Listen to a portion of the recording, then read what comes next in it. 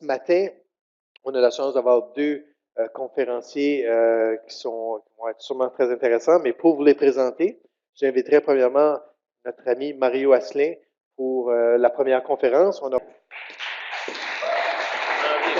tout de suite au début, mais... Ouais, mais... Ouais. Okay.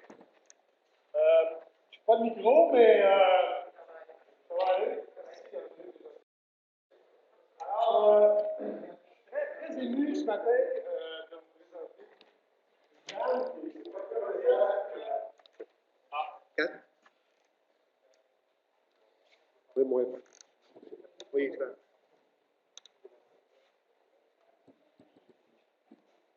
Ah, la techno, hein.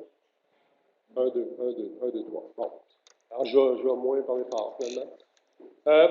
Donc, je disais que j'étais très ému de vous présenter quelqu'un qui était très important dans ma vie professionnelle. Lorsque j'ai eu l'idée de débuter un projet particulier dans mon école, dans le réseau des écoles innovatrices, ça faisait partie des usages que d'être accompagné par un chercheur. J'essayais de rejoindre Mme Laferrière, qui était dans la même ligne que moi, à l'Université Laval. J'avais beaucoup de difficultés.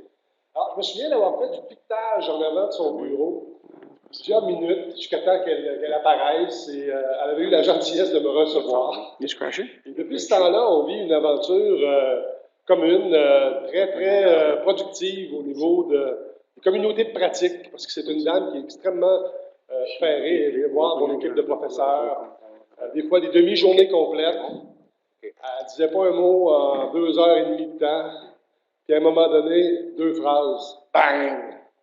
Les professeurs étaient très, très, très heureux de la voir. C'est une personne qui, évidemment, là, je pourrais vous défiler au complet là, tous les endroits où elle a une implication vraiment nourricière internationalement, à l'UNESCO. Elle a un doctorat de l'Université de Boston. Mais c'est incroyable d'être aussi reconnue à l'extérieur. Je ne pourrais pas dire si peu à l'intérieur, parce que quand même, les gens l'écoutent. Thérèse, c'est quelqu'un qui a quand même beaucoup de millage de fait dans les réseaux, hein, au CFRIO, à l'origine du programme Protic, dans le sens qu'il y a eu beaucoup de chercheurs, d'étudiants, de ces étudiants qui ont travaillé aussi là. Alors, parmi toute la documentation que j'ai trouvée sur elle ce matin, à un moment donné, je me suis dit, ben, on est à clair, pas nécessairement l'idée de semer tous les diplômes et les communications qu'on a faites. Et j'ai trouvé une petite vidéo qui dure 1 minute. C'est pas long, 1 minute, là. Elle me permettra de prendre ce temps-là. C'est un message qu'elle voulait adresser aux professeurs dans le cadre d'une campagne de la CSQ qui disait « Prof, ma fierté ». Et pour moi, ça résume pas mal le message que j'ai reçu, moi, de Thérèse et l'accompagnement que mes enseignants à l'école que je dirigeais avaient reçu. Alors, Nelson, on écoute ça.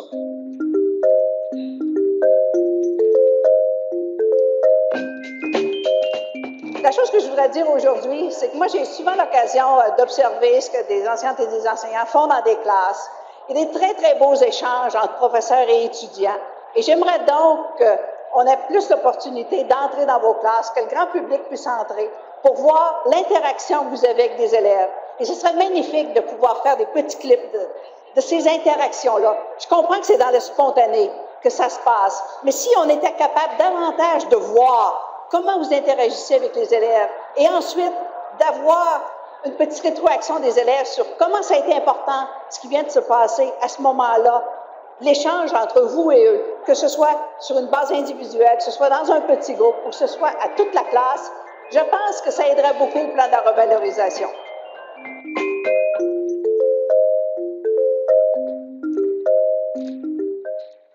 Je vous demande d'accueillir très chaleureusement la très grande Thérèse Laferrière.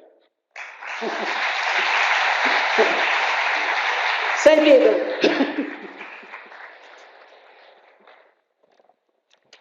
Bonjour tout le monde, en ce samedi matin.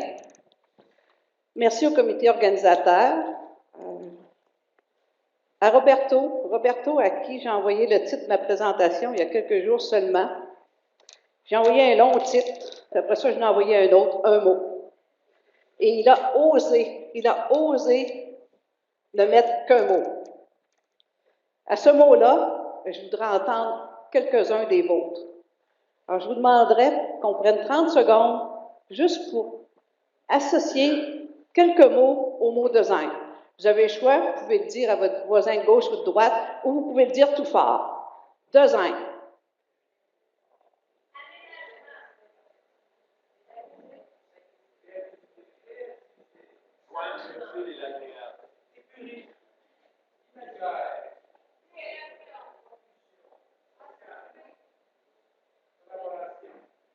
Oui, c'est beau, c'est beau.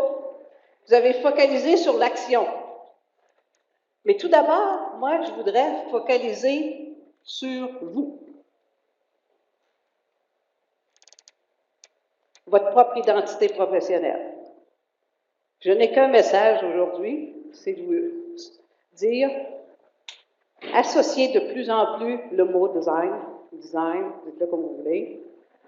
Il y a plein de Français qui le disent, soyons pas gênés, ça ne veut pas tout à fait dire la même chose que conception, parce que c'est plus tout au long du processus.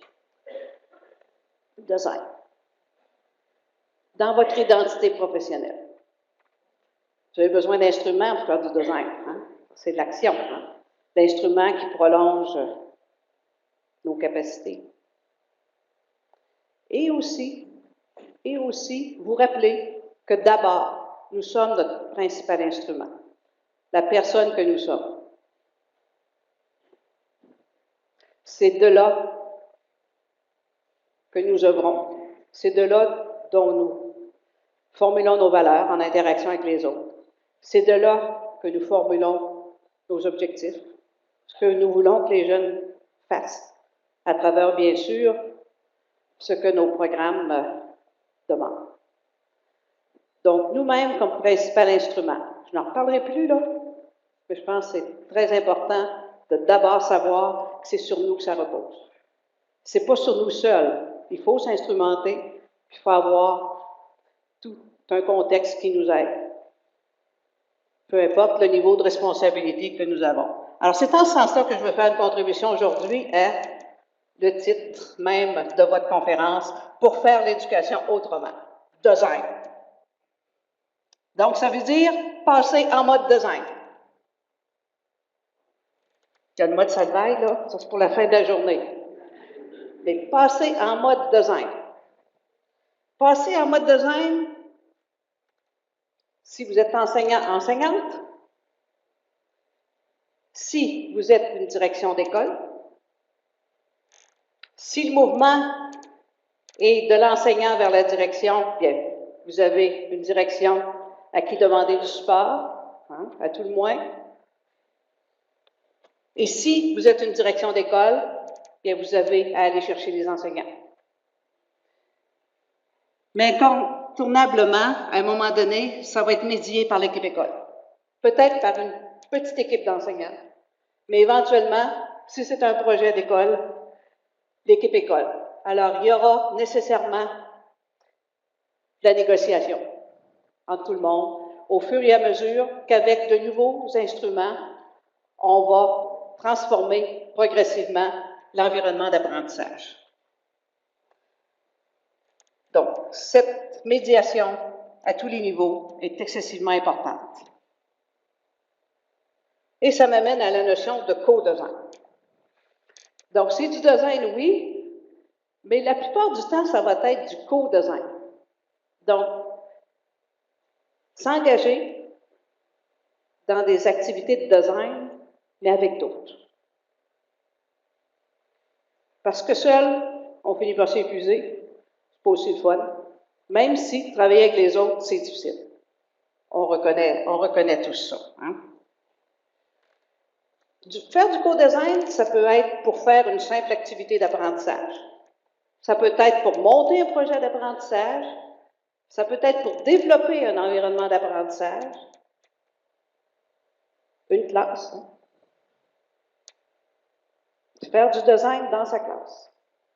Faire du design dans son école. Donc, ce sont les différents objets, si vous voulez, du design. Pas une petite tâche, mais une tâche. Et tout ça parce qu'on veut qu'une partie de l'activité de l'élève se passe en mode design aussi. Je dis bien une partie. Le tiers de l'activité de l'élève le satisferait. Mais souvent, on a tendance à dire, OK, puisqu'il faut faire ça, il ne faut plus faire ça. Ce n'est pas le message que j'ai aujourd'hui. C'est de diversifier nos façons de faire et qu'à tout le moins, et au plus rapidement possible dans l'ensemble de nos écoles, incluant la Faculté des sciences d'éducation de l'Université Laval, que le tiers du temps de l'apprenant, de l'apprenante, se passe en mode design. Le reste du temps, ça peut être les formules d'instruction qu'on connaît. On ne s'affranchira pas dans ces oppositions de paradigme aujourd'hui. Mais comment on fait pour faire de l'espace pour que l'élève passe en mode design un certain temps dans la journée, dans la semaine, dans une étape, un mois, ou encore au courant de l'année? Alors, c'est là-dessus qu'on va focaliser. Alors là, je vais vous définir le mode design. Je vous laisse le lire. C'est la diapo la plus théorique, il n'y en aura pas d'autre. Et là, opposons-les au mode croyance.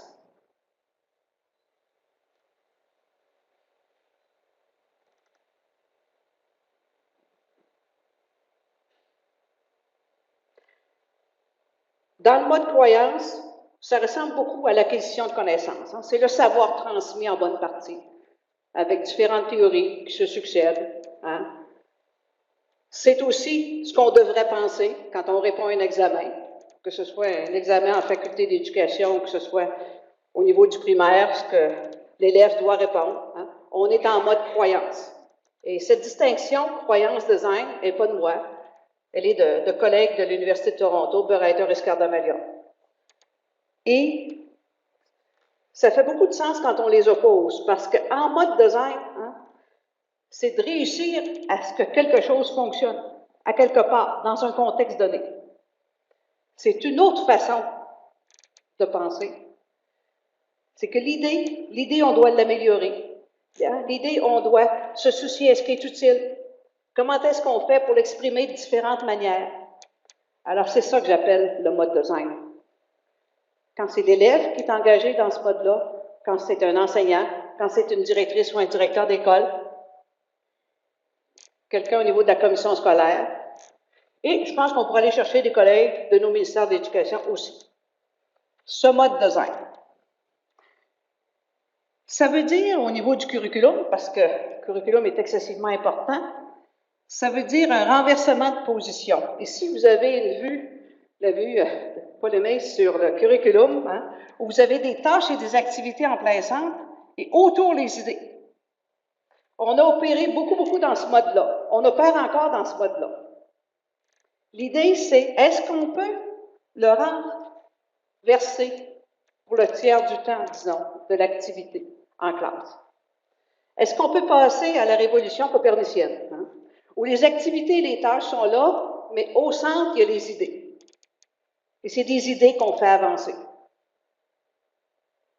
Avec les puissantes machines que nous possédons aujourd'hui, hors de la salle de classe et en salle de classe, ça devient de plus en plus possible.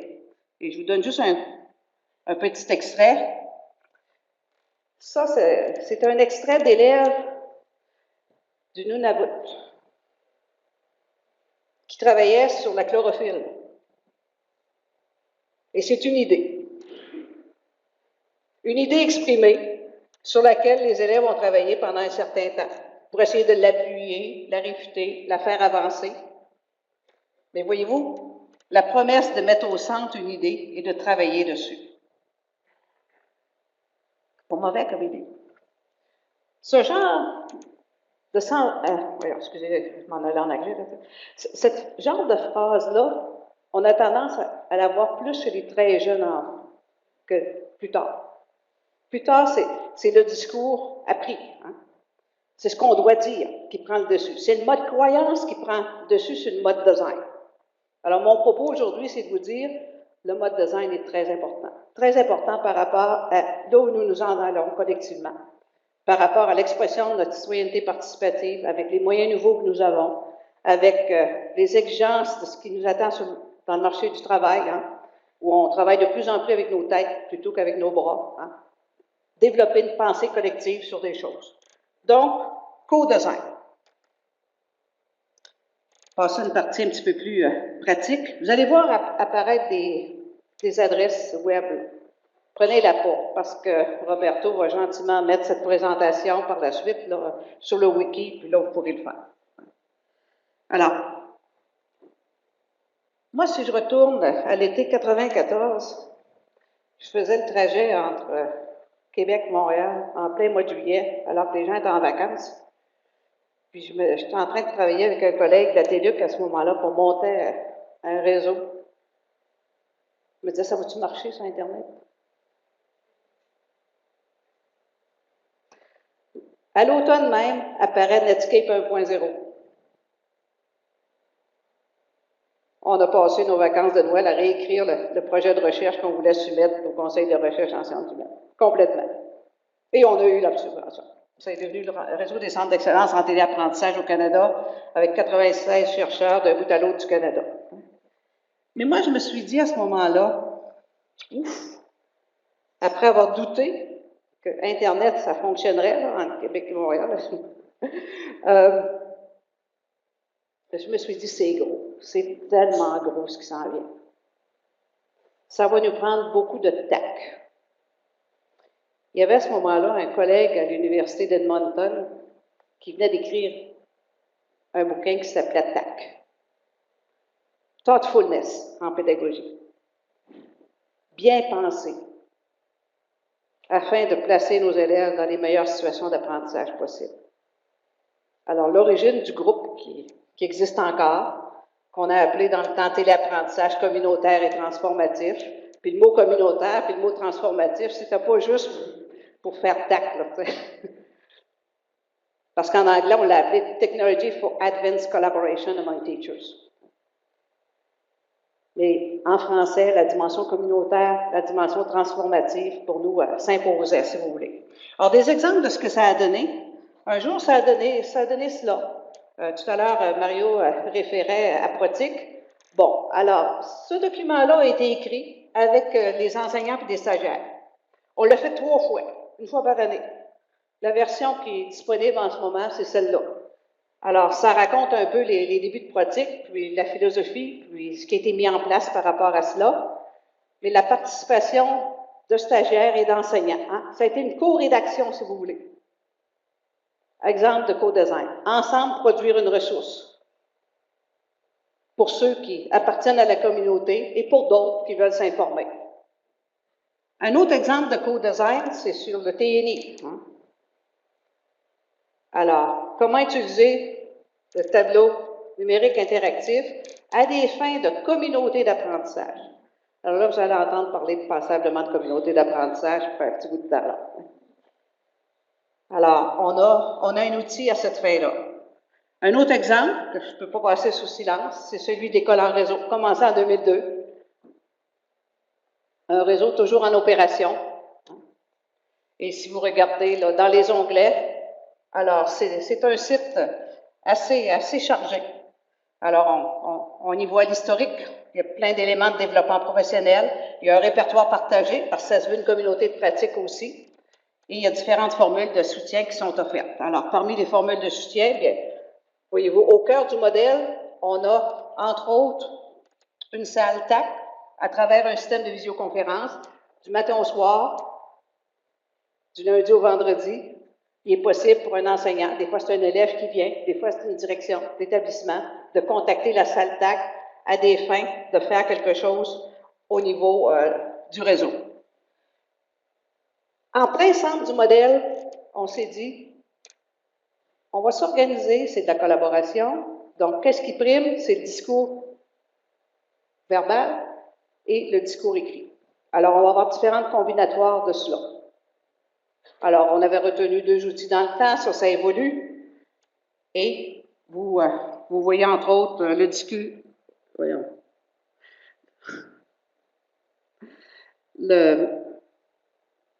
Ce qu'on appelle le KF, à droite ici, et vous avez l'entrée là pour l'école en réseau sur le système de visioconférence Kevia. Alors, les jeunes travaillent, discutent, à un moment donné, ils élèvent leurs propos, et ça continue ainsi.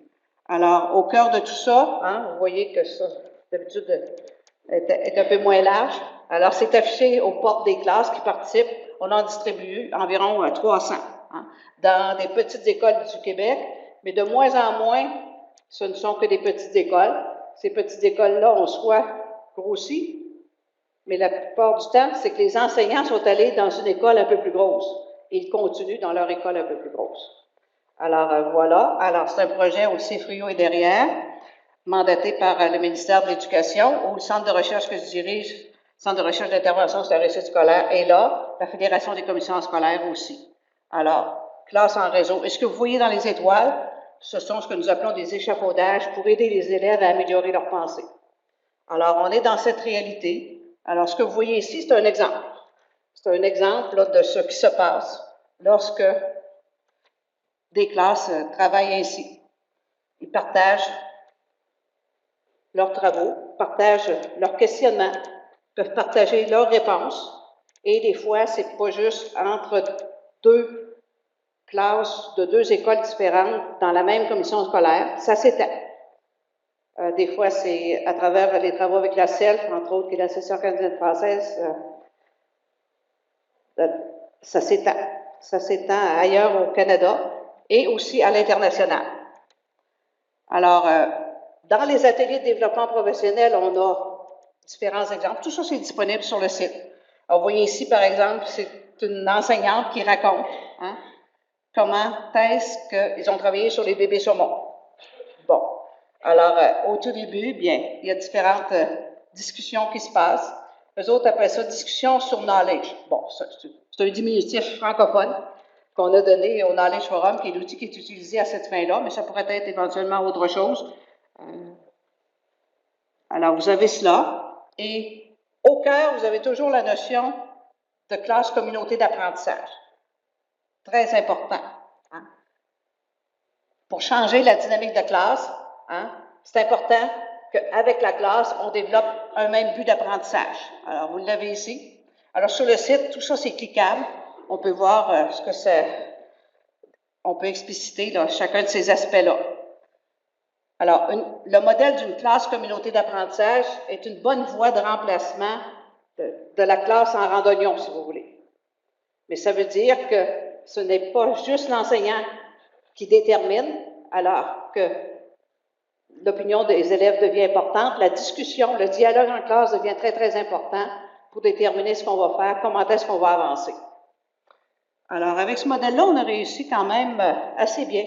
On a fait une recherche, c'était étendu de 2003 jusqu'à 2010. Et puis, regardez, la ligne rouge, c'est la réussite au test PISA. Voyons, pardon, le PEARL, celui-là. Hein? Compréhension de l'écrit. Alors, voyez-vous quand même, là, la moyenne était assez basse dans les premières années. Regardez par la suite, ça s'est rapproché. De manière assez constante. Ça a atteint les 60% et plus. Alors ça a été un de nos plus beaux résultats, si vous voulez. Parce que, hein, on le sait, l'élève, il doit apprendre à lire s'il veut lire pour apprendre. C'est peut-être le premier facteur de réussite scolaire, là, du point de vue de comment l'école contribue à la réussite des élèves. C'est le premier grand pas à franchir. Alors, on a été très, très heureux de ce résultat-là. Un autre résultat, là, ça va sortir dans le McGill Journal of Education, là, la capacité d'explication des élèves. Ça aussi. Alors, ce que vous voyez ici, la ligne rouge, c'était les élèves qui partaient le plus loin. Puis regardez, c'est eux qui ont le plus progressé. Alors, le groupe contrôle est ici, en ligne verte. Le premier profil d'élèves qui partaient d'un peu, c'était des entrevues qui étaient posées aux élèves avant et après les activités en question. Alors, ça aussi, on a un résultat assez frappant. Et ça nous amène à dire que l'important, c'est l'apprentissage au centre. Alors, ici, nous avons un document, Enseigner à apprendre en réseau, un guide pédagogique. Alors, maintenant, on a les droits entiers de ça. Pendant un bout de temps, c'est une maison d'édition. Alors, maintenant, il est ouvert. Alors, c'est téléchargeable également. Vous avez ici un exemple très, très récent. Ce sont des élèves qui ont écrit à Denis Coderre. Alors, si vous voulez lire ce qu'ils disent à M. Coderre au niveau des eaux usées de Montréal, bien, c'est disponible. Mais tout ça ayant été fait dans la même logique d'un processus d'amélioration des idées, si vous voulez. Donc, en mode design. Ouais. Si on fait un saut un petit peu vers la théorie à nouveau, vous avez ici les principales dimensions d'un environnement d'apprentissage. Et ça, c'est tiré d'un bouquin qui s'appelle All People Learn, un des bouquins les plus lus aux États-Unis sur l'apprentissage. Et pourquoi il est si lu que ça? En partie, c'est parce qu'il est disponible gratuitement sur le web. Hein? NAP le distribue. Il y a eu 2 versions et ça continue. Il y a un chapitre excessivement important là-dedans sur les environnements d'apprentissage et le design d'environnement d'apprentissage, le chapitre 6. Et ils retiennent 4 dimensions quand on définit un environnement d'apprentissage. Il faut qu'il soit centré sur l'apprenant. Il faut qu'il soit centré sur les connaissances. Il faut qu'il soit centré sur la collectivité. Hein? Ça peut être la collectivité comprise à l'intérieur de la classe, mais aussi à l'extérieur, à l'occasion. Et aussi centré sur l'évaluation. Donc, ce que la recherche en sciences cognitives nous dit, c'est ça. Quand on développe des environnements d'apprentissage, l'importance de se soucier de ces 4 aspects-là, tout le temps. Donc, ce n'est pas juste centré sur l'élève. C'est aussi centré sur la communauté. C'est la classe communauté d'apprentissage. Puis, on ne peut pas oublier l'évaluation, on ne peut pas oublier les connaissances non plus. Donc, je reviens au mot design, hein, dans votre identité professionnelle. Donc, se voir comme quelqu'un qui fait du design dans sa classe ou dans son école en aidant les enseignants à se faire, hein, c'est d'arriver à créer des environnements d'apprentissage où ces 4 dimensions-là sont présentes. Beau défi. D'où l'importance de faire du co-design, de le faire ensemble. Alors, qu'est-ce qu'on met dans un environnement d'apprentissage en réseau? On peut le décortiquer à travers différentes activités. Ça ne veut pas dire que dans chaque activité, il faut que tout ça soit présent. Mais il faut penser que sur une durée donnée, il faut avoir fait des activités. Il faut que l'expérience de l'élève, du groupe d'élèves, touche à ces 4 dimensions-là. Et il faut, comme enseignant-enseignante, en être imbibé, comme directeur ou directrice d'école, tout autant. Alors, voici, vous avez des exemples. Essentiellement, hein, avoir accès à des ressources situées hors de la classe. C'est la grosse différence qu'apporte Internet. Quand je mentionnais tout à l'heure, je vous disais, je trouvais ça gros, tac, puis tac, pour Internet, hein, il va falloir avoir du tact face à ça. Dès qu'on a mis nos classes en réseau, c'était pas évident pour tout le monde. Je me souviens au Québec, lorsque la GRIC s'est interrogée, à ce moment-là, la GRIC au Québec était cette organisation de commission scolaire où on faisait échec de paye. Ouais. Mais quand ils ont décidé de s'en aller sur le côté pédagogique, je ne suis pas sûre qu'on savait exactement tout ce que c'était pour impliquer à ce moment-là. Et tout le pouvoir d'accéder à des ressources situées hors de la classe. Et ça ne fait que commencer. La possibilité aussi pour la classe de participer à des activités d'autres classes. Pour moi, ce sont les 2 grands axes d'un environnement d'apprentissage en réseau, d'une classe en réseau. Donc, comment progressivement notre identité professionnelle d'enseignant et d'enseignante se transforme avec ces nouvelles affordances-là, ces nouvelles possibilités qui s'ouvrent, voilà. Alors, progressivement, on fait, dans l'école en réseau, les enseignants travaillent avec des enseignants d'autres classes, hein, avec des élèves travaillent avec des élèves d'autres classes, vont chercher les ressources documentaires. Il y a des intervenants externes qui rentrent dans la classe en réseau. On a des beaux projets, hein, de plus en plus, ça devient une infrastructure, des beaux projets qui touchent des orthophonistes qui rentrent en classe. Des fois, ce sont des conseillers d'orientation. Et tout ça, ça se développe progressivement, hein, l'intervention en réseau. On va en avoir beaucoup plus dans 5 ans qu'on en voit maintenant. Il y a de plus en plus des didacticiels qui évoluent. Hein. C'est tout le mouvement de la personnalisation de l'apprentissage qui se produit. Alors, vous avez ici différentes façons de créer un environnement d'apprentissage en réseau.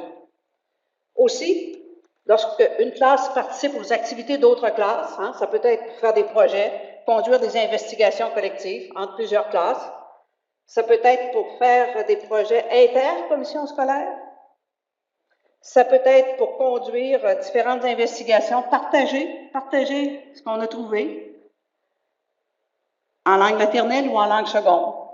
Ça peut aller très loin. Alors, essentiellement, l'environnement d'apprentissage en réseau, c'est ce qu'il dit. Je vous présente ici une cible.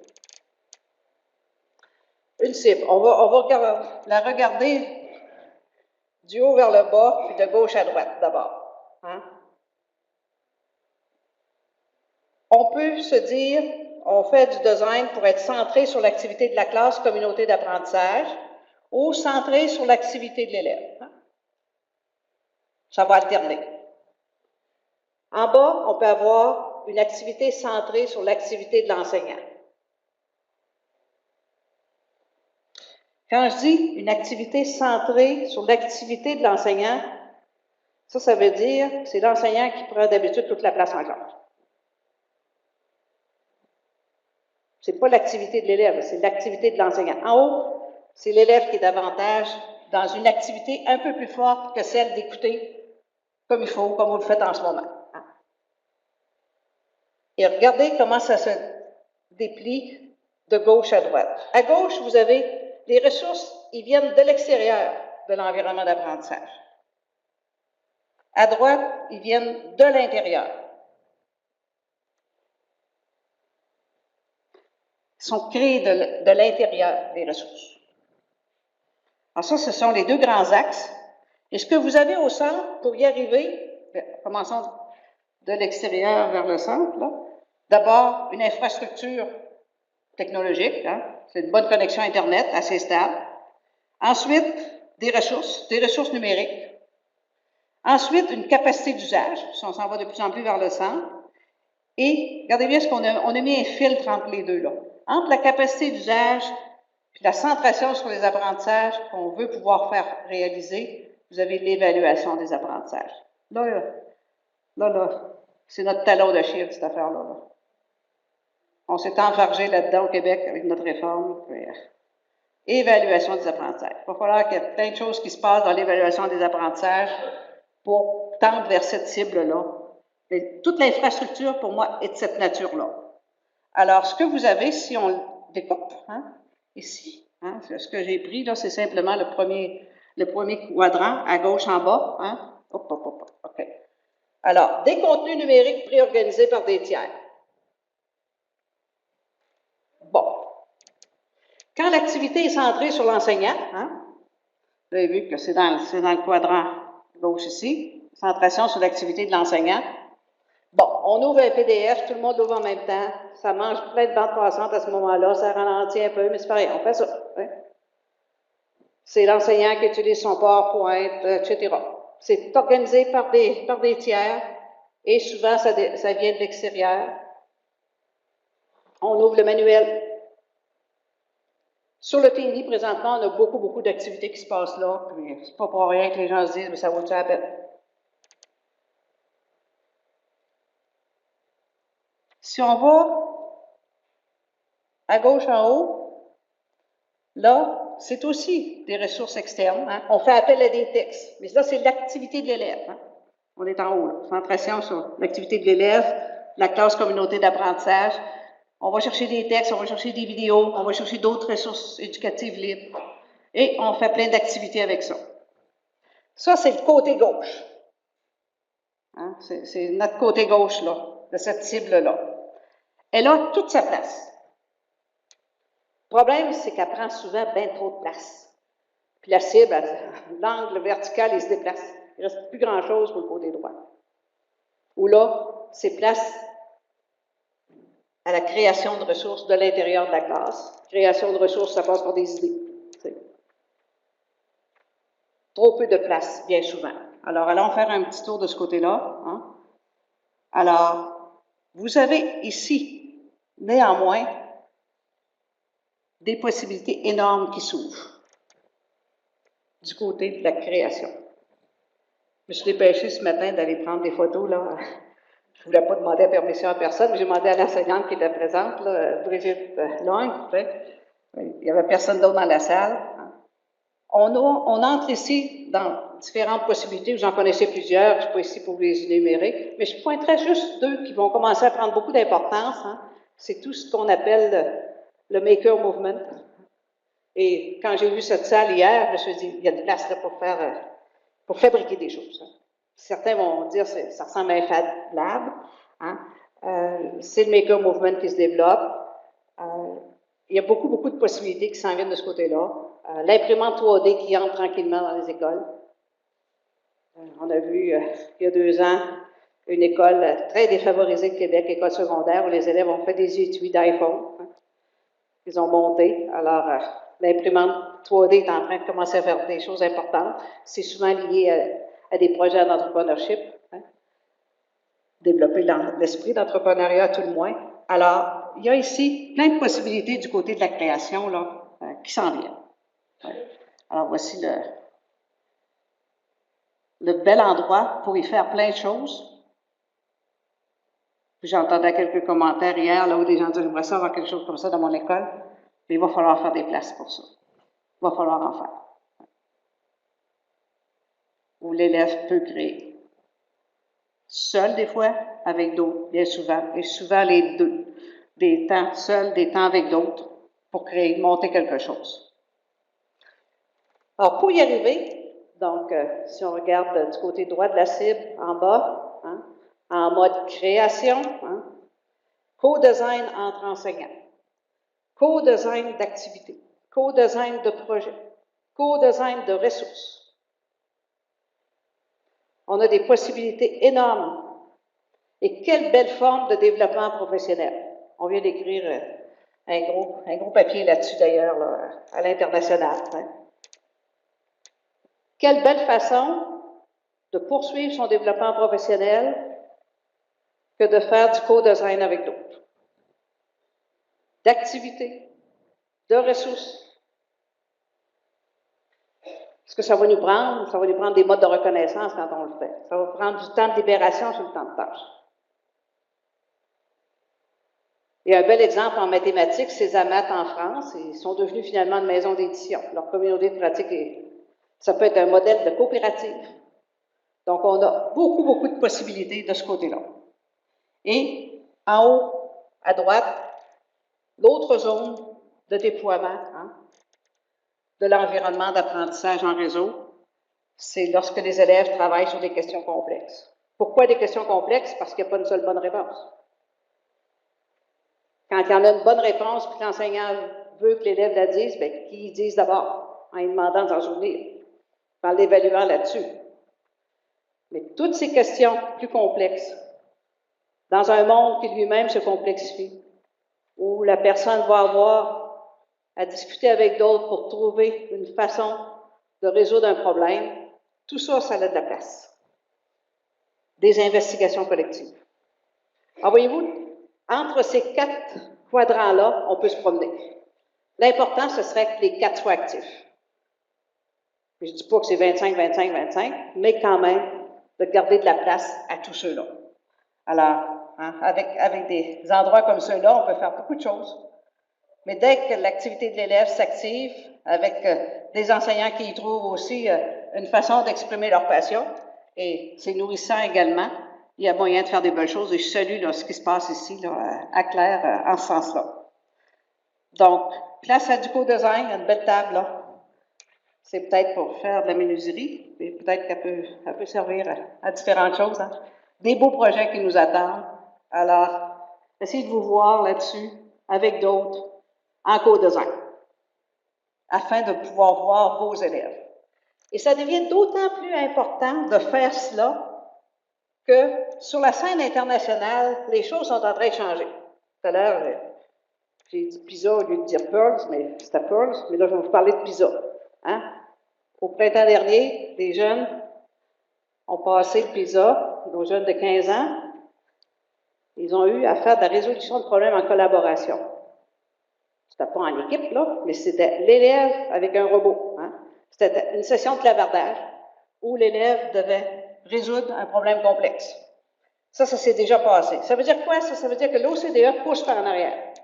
L'OCDE, à quelque part, ils ont peut-être des intérêts économiques, mais comprennent qu'à quelque part, avec l'arrivée d'Internet, des machines puissantes, le développement et de l'économie et de l'éducation passe par un avancement vers des compétences plus fortes encore.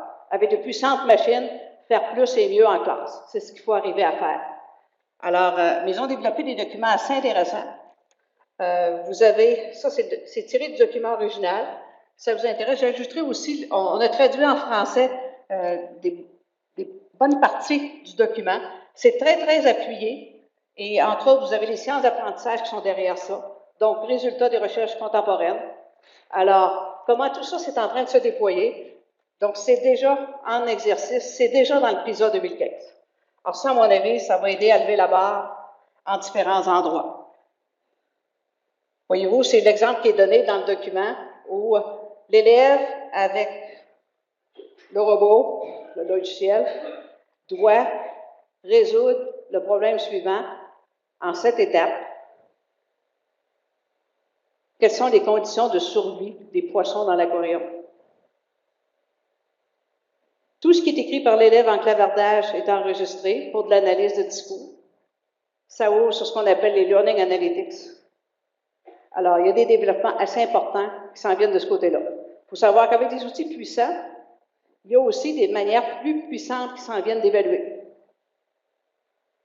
Souvenez-vous tout à l'heure, là, juste avant le centre qui était apprentissage, il y avait évaluation des apprentissages. Ça ne veut pas dire que c'est réglé, ça risque de nous prendre 20 ans, mais c'est la direction que ça semble prendre. Donc, je vous ramène cette cible. Ce qui compte, c'est au centre. Si on est enseignant-enseignante, on est interpellé de plus près avec les élèves.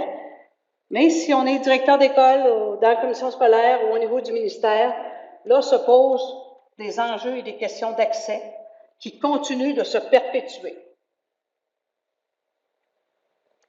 Là, j'ai tiré un peu la diapositive, les boules devraient être un peu plus longues. Et quand on consulte les grands documents à l'international sur comment les grandes politiques de développement des TIC, de leur intégration à l'école, dans la classe, ce qu'on constate, c'est que les gens sont en train de développer l'infrastructure technologique. Mais ce qui nous arrive, c'est qu'un nouveau logiciel arrive, les capacités augmentent, on a encore des problèmes d'accès. La bande passante se réduit, les outils prennent de plus de place, et malheureusement, on est notre énergie est beaucoup dans l'infrastructure technologique. Les ressources didactiques numériques, on pourra en développer plus qu'on en développe en monde francophone canadien. La capacité d'usage, si on est toujours en train d'apprendre des nouveaux logiciels, on n'arrive pas à suffisamment les maîtriser, oui, à faire en sorte qu'on va bien les connaître et qu'on va pouvoir pousser plus loin les apprentissages avec les élèves. Alors, on a tout intérêt à en choisir déjà. Il y a des belles panoplies qui sont devant nous. Choisir des possibles et s'en aller avec ça là, pour un bout de temps. Est-ce que vous voyez les boules qui montrent là, ici? Là? Ma crainte, c'est qu'on soit dans un mythe décisif au niveau de la qualité de l'accès. À savoir, une nouvelle technologie arrive, cette année, on l'apprend, en arrive une autre, etc. Alors, à ce moment-là, il n'y a pas un pays sur Terre qui est capable de se payer ça. Donc, ça, c'est assez interpellant là, du point de vue de la gestion, du management. Ouais. Alors, ça m'amène à parler une petite seconde de la fracture numérique. Si la fracture numérique, c'est d'abord de ne pas avoir d'écran numérique, il y a une nouvelle définition de la fracture numérique qui est en train d'émerger à l'international. C'est celle qui dit la vraie fracture numérique qui s'en vient, c'est entre les endroits où ça bouge versus les endroits où ça ne bouge pas un coup qu'on a les technologies. C'est-à-dire, à partir de quel moment on commence à faire autre chose que ce qu'on faisait habituellement avec les nouvelles machines et toutes leurs possibilités. Alors, vous voyez comment est-ce que ça se décline ici, là. Hein? La première fracture, c'est avec la connaissance disponible, les inégalités augmentent. Il faut se garder ça en tête. Hein? La littératie informationnelle. est aussi source pour créer la fracture numérique. Les élèves qui sont capables de discriminer lorsqu'ils sont sur le web au niveau de l'information, qui ont développé des habiletés informationnelles versus ceux qui ne l'ont pas. Et aussi ceux qui sont capables d'avoir l'ingéniosité requise. Alors, par ingéniosité, c'est à quoi on réfère? On réfère à la capacité de travailler en mode design avec des idées. Pour résumer très brièvement, nous sommes dans un processus où les riches s'enrichissent. Ça, c'est bien connu, hein? Mais là, ça vient de frapper la connaissance.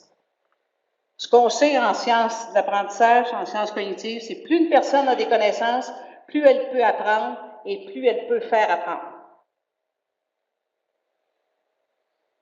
La recherche arrive à dire ça. On peut s'aider. On peut s'aider pour éviter que ce fossé se creuse trop. Il y a des belles ressources qui existent. Là. Voyez-vous, l'OCDE ne fait pas juste faire des tests. Là. Il y a un bouquin qui est disponible gratuitement sur comment on apprend, qui est un très, très beau résumé de la recherche en éducation présentement disponible. Elle est surtout américaine parce que 90% des fonds sont là. Mais vous avez un beau document là, pour vous aider. Vous avez aussi un excellent document là, sur les 3 compétences de base pour les TIC. Parce qu'il peut y avoir beaucoup de bruit, on peut dire qu'il y a plein de compétences qu'il faut acquérir, toutes sortes de choses. Nous autres, on a retenu juste 3. Une certaine alphabétisation technologique, au moins connaître certains outils puis travailler avec, puis apprendre à bien travailler avec ça, puis que les élèves apprennent avec cela correctement. Et vous avez aussi ensuite l'approfondissement des connaissances. Il ne s'agit pas juste d'aller chercher connaissance sur connaissance, approfondir des connaissances. Et la voie de la résolution de problèmes est très importante par rapport à ça. Les élèves puissent négocier entre eux autres comment ils comprennent un problème, comment est-ce qu'ils peuvent le résoudre. Et vous avez la voie de la création de connaissances. Alors, ils sont allés assez loin en développement, ce qui est nécessaire. Hein? Ce qui est nécessaire au plan administratif comme au plan pédagogique. Alors, de ce point de vue-là, l'enseignant n'est pas laissé à lui-même. Il y a aussi tout le soutien qui doit venir et toute l'orientation qui peut venir de d'autres instances là, hors de la classe. Alors, c'est un bon document de référence. Tout ça pour dire que finalement, on sait que... Où est-ce que vous la metteriez, la barre, présentement, vous autres? C'est quoi le pourcentage? Où est-ce qu'on est rendu?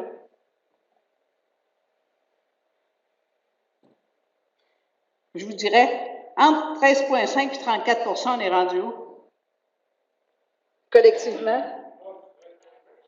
Pardon? Que du 34? Voilà. Voilà. Alors, donc, une invitation, et ça, c'était le titre long de la présentation, hein? Design et co-design, 2 activités qui distinguent ceux et celles qui apprennent et font apprendre avec les technologies et les ressources numériques. Merci bien.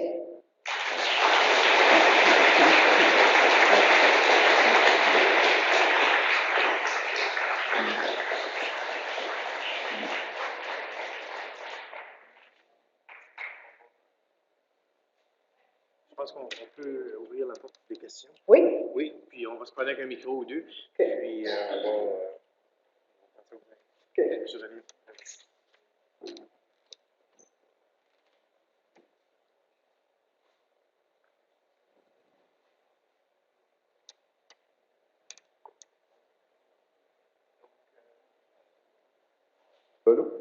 Donc, on ouvre le plancher pour les questions, évidemment. Donc, c'est une belle opportunité. Je pense que ça fait un beau lien avec ce qu'on a vécu hier, les visites de classe. Je pense que, en tout cas, moi, j'ai des petits commentaires à faire après, puis je suis vraiment impressionné. Donc, s'il y a des questions, des commentaires à Mme Lafaillère, c'est le moment.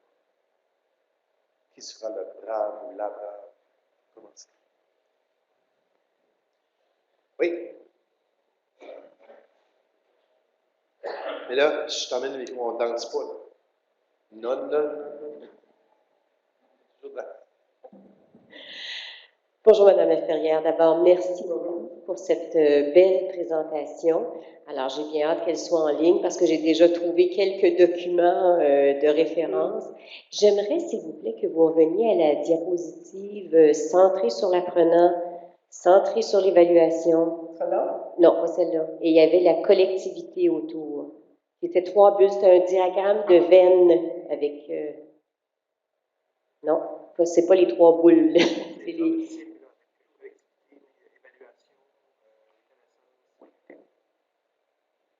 C'était plus au début. Alors moi, oui. Alors moi, ce que j'ai trouvé intéressant dans ce design-là, dans ce modèle-là, c'est que l'enseignant n'est pas là. C'est que les enseignants, L'enseignant n'est pas là. c'est l'environnement d'apprentissage. Les élèves ne sont pas là non plus. Ah, ben, Et c'est l'enseignant qui fait le design de l'environnement d'apprentissage. Ah, OK. Voilà. Parce que moi, j'avais posé l'hypothèse, ben, c'est tout simplement l'enseignant, c'est l'apprenant aussi, au même titre que ses élèves. Alors, puis moi, je pense qu'ici, c'est ce que j'aime de Claire à chaque fois que je viens, c'est que je sens une ébullition, une effervescence d'apprentissage de la part de tous les éducateurs qui sont ici. Là. Alors, moi, ça m'a... En tout cas, j'ai bien aimé ce design-là. Merci beaucoup.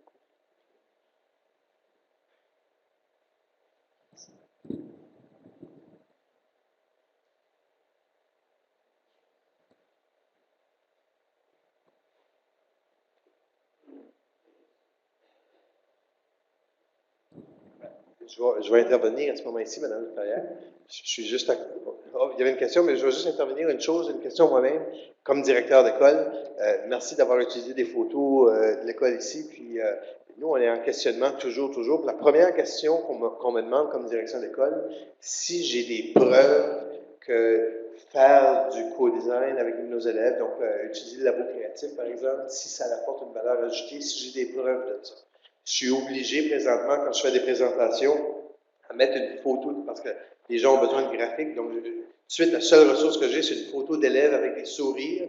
Puis là, je trace une droite entre les sourires qui montre que c'est directement proportionnel à l'utilisation de ce labo créatif-là.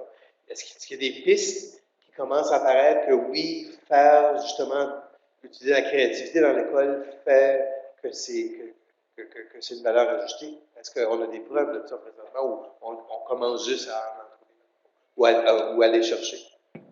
Oui. Ça passe par l'enseignant. Ça passe par la pédagogie. D'ailleurs, le rapport de l'OCDE qui vient de sortir est assez clair là-dessus. Alors, ils invitent à de nouvelles pédagogies. Parce que, pour le moment, les technologies numériques sont utilisées pour faire comme on faisait avant. Plutôt. Sur le fond des choses. La place d'enseignant est encore très grande par rapport à la place de l'élève en termes de l'activité, degré d'activité. Alors, ce qui arrive, c'est que dans les grandes études, on ne voit pas la différence. On la voit dans des études très, très circonscrites, dans ce qu'on appelle les milieux protégés. On est capable d'en trouver. On va trouver des différences sur la motivation, l'engagement, puis on va inférer qu'il y en a du côté des résultats d'apprentissage. Mais du côté des résultats d'apprentissage, c'est pour ça que je mentionnais le PISA, puis le test qui s'en vient là. Alors, comment est-ce que ça va être quoi les scores au Canada là-dessus? Tous les pays sont un peu dans la même situation, parce que ça va avoir un certain effet d'entraînement. Mais comme tel, si on fait surtout les mêmes pratiques sur le fond, même si on a de nouveaux outils, on n'a aucune raison de voir différents résultats d'apprentissage. Hein? Le traitement, finalement, ne change pas, il y a juste les outils qui changent. Donc, on est dans cette période-là pour le moment. En mettant un peu de recherche là-dedans, on finit par trouver, ce que je vous montrais tout à l'heure, le degré d'explication d'élèves. Donc, ça a pris plusieurs années avant d'arriver à une preuve comme celle-là. Même chose sur le Pearl, ça s'est étendu de 2003 jusqu'à 2008. Alors, voyez-vous, on a ces indications-là pour le moment. Ce qui est important, c'est d'investir et développer ces nouvelles pédagogies. On est sur un processus qui est assez long. Il faut le faire, même si les résultats habituels demeurent. Ils demeurent, entre autres, à cause des modes d'évaluation que nous avons.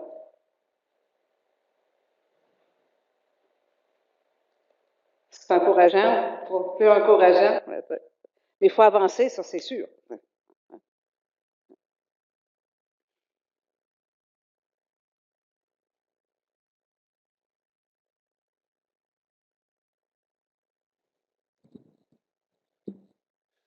Merci beaucoup Thérèse pour la profondeur de la présentation. Puis en lien avec ce que Roberto vient de dire, moi j'aimerais ça répéter ce que tu viens de dire, c'est-à-dire la pression que PISA met sur les systèmes d'éducation a toujours mis, c'est vrai qu'il n'y a pas tant de débat médiatique que ça au Canada sur PISA, mais l'Europe suit ça de très près. Et veut pas, les systèmes sont influencés par les résultats au test PISA. Et je sais, pour en avoir discuté déjà avec toi, que certains pays montrent des signes qu'ils continuent et qu'ils vont continuer d'occuper certaines positions au test PISA de par leurs aptitudes à déjà avoir introduit les approches collaboratives en évaluation vis-à-vis ce que tu as nommé de la résolution de problèmes complexes. Et oui, si en théorie, on cherche de manière très, très concrète à démontrer de la valeur ajoutée, veut pas, les gens bougent par les pressions de l'évaluation. Je pense pas que médiatiquement, on va accepter de baisser dans le classement PISA sans se poser des questions. Et évidemment, ça touche tout le point de l'adéquation entre la formation et l'emploi. À partir du moment où en emploi, on a à résoudre des problèmes complexes en collaboration, il y a aussi là une forme de sens à poursuivre vers cette façon-là d'évaluer. Et de ton expérience, est-ce qu'il y a des pays qui semblent mieux prédisposés à s'adapter à cette forme d'évaluation-là? De loin, il y a Singapour, mais c'est une ville seulement. Hein. Alors, on ne peut pas se comparer à ça. Mais Singapour est en longueur d'avance. Un autre pays qui peut ressembler au Nouveau-Brunswick sur certains égards, puis au Québec sur d'autres égards, c'est la Norvège. En général, les pays scandinaves aussi. Ça se passe d'une manière un peu plus partielle et plus contextuelle dans nombre de pays. Hein. C'est la métaphore de l'épi. Hein. C'est ce que Richard Florida de l'Université de Toronto mentionne. Ces endroits, comme Claire, où il y a un regroupement de forces du côté de la direction, du côté des enseignants, du côté de la communauté, c'est ce qui fait un épi. Hein. Un épi où le numérique se développe. Il y a une compréhension du numérique et la pédagogie se développe et la façon de l'administrer aussi. Alors, il y a ce phénomène-là qui est en train de se produire. Mais d'une manière un peu plus générale, ce sont les pays en question. Ce qu'il faut savoir aussi, c'est que les pays sont en train de renforcer leurs capacités. Alors, et là où ça allume plus vite, là où il y a une convergence de forces, bien, on va peut-être être dépassé par certains pays qui vont pouvoir canaliser davantage que d'autres leurs possibilités par rapport à ça. C'est pas parce qu'on sera moins bon, mais c'est parce que d'autres vont avoir gagné quelques rangs. Alors, on est dans cette réalité-là présentement. Mais on ne se trompe pas à développer les pédagogies que les nouvelles machines nous permettent de développer. Avec au centre l'amélioration de l'apprentissage de l'élève. Et peut-être que le prochain rapport de l'OCDE sera plus optimiste. Ouais.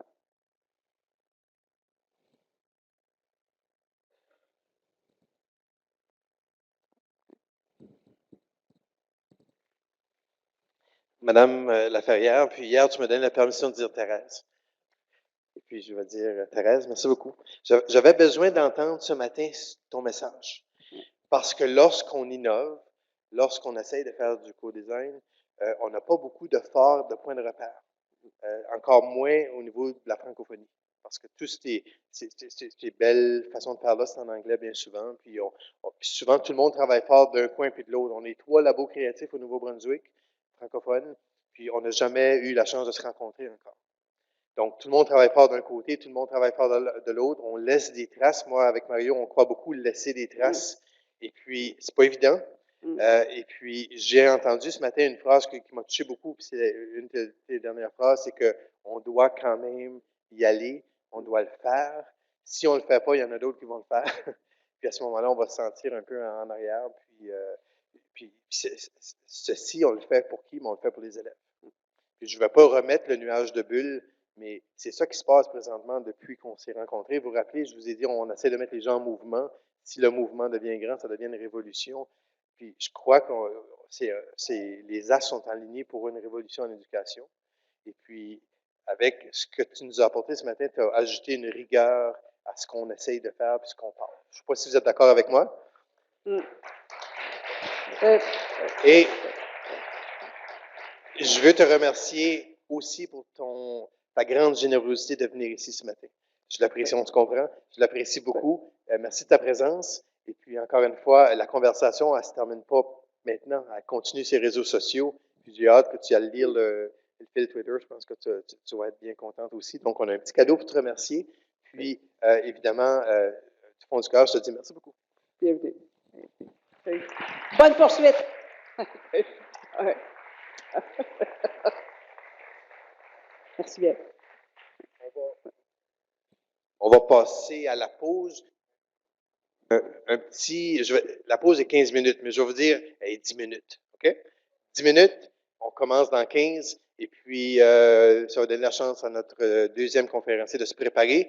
Puis, comme à l'habitude, vous savez, il y a du café en masse et tout ça, puis on se revoit dans un instant. Je ne cherche pas la grande fortune.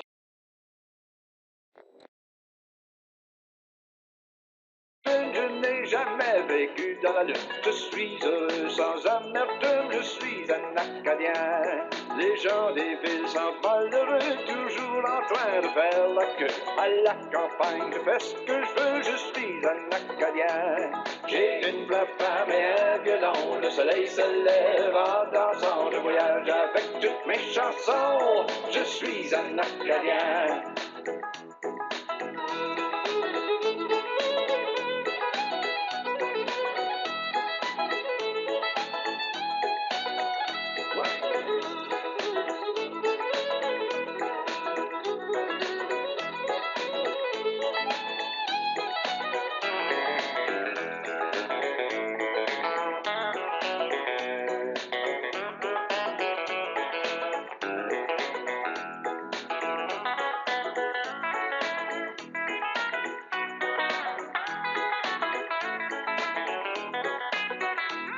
J'ai une vraie femme et un violon. Le soleil se lève en dansant. Je voyage avec toutes mes chansons. Je suis un Acadien. J'ai une vraie femme et un violon. Le soleil se lève en dansant. Je voyage avec toutes mes chansons. Je suis un Acadien.